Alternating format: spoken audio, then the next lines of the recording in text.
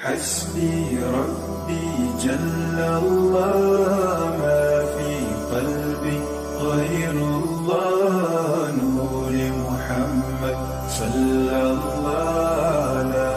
إله إلا الله۔ اور نبی کریم صلی اللہ تعالی علیہ وسلم آپ اکثر اوقات آپ ایسے فقرے ارشاد فرماتے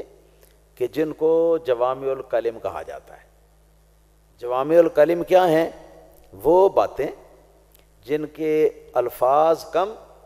الفاظ کا حجم بالکل کم، اور ان کا مطلب بہت زیادہ، مفہوم ان کا بہت زیادہ، ایسے باتوں کو کہتے ہیں جوامع الکلم۔ تو سرکار جوامع الکلم اکثر و بیشتر آپ جوامع الکلم جو ہے نا وہ اس طرح کے فکرے سرکار بولا کرتے تھے۔ کلامہ فصل لا فضول ولا تقصیرا، نبی پاک صلی اللہ علیہ وسلم کی جو بات ہوتی تو وہ واضح ہوتی، پیچیدہ بات نہ ہوتی، ایسی بات نہ ہوتی کہ کہنے والا کہہ کے تو خاموش ہو گیا اور سننے والے سوچ میں پڑ گئے پتہ نہیں اس کا مطلب یہ ہے، پتہ نہیں اس کا مطلب یہ ہے، نہ اس طرح کی نہیں، بلکہ ہاں جی یہ کلامہ فصل، سرکار کی کا کلام جو ہے وہ بالکل واضح ہوتا ہے۔ ایک مطلب اس کا، دوسرا مطلب اس کا جو ہے وہ یہ ہے کہ سرکار دو عالم صلی اللہ علیہ وسلم کی بات یا آپ کا کلام حق اور باطل کے درمیان فاصلہ کرنے والا ہوتا ہے۔ اور تیسرا اس کا معنی فصل جو ہے بمعنی مفصول لیا گیا ہے، جس کا مفہوم یہ ہے کہ نبی کریم صلی اللہ علیہ وسلم جب بولتے تھے تو مسلسل بولتے ہی نہیں جاتے تھے کہ بولتے ہی رہیں، ہاں جی، بلکہ سرکار دو عالم صلی اللہ علیہ وسلم تھوڑا سا بول کر ہاں جی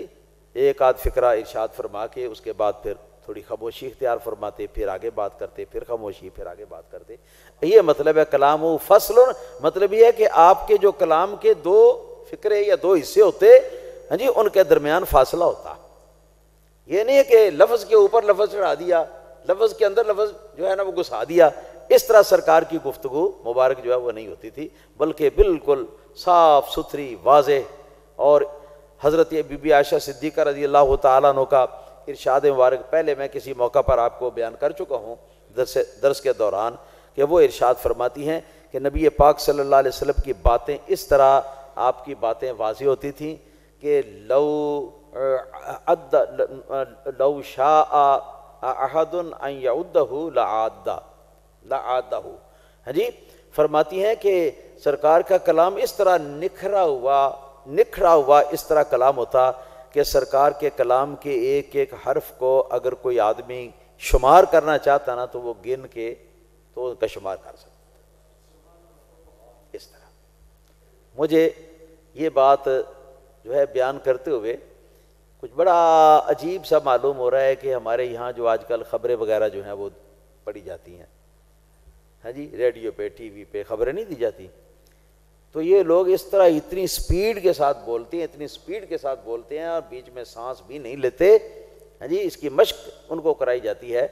کہ یہ مطلب ہے کہ اس سے عام آدمی جو ہے اس کو مشکل سے باتیں سمجھ میں آتی ہیں، یعنی یہاں کی پچھلی بات ہے جی ابھی آدمی سمجھ نہیں سکا تو آگے نئی بات بھی پوری ہوگی، پھر اس کی اگلی بات بھی پوری ہوگی، تو پھر آدمی کے پلے کیا پڑے۔ تو کلام ہمیشہ اس طرح مفصول،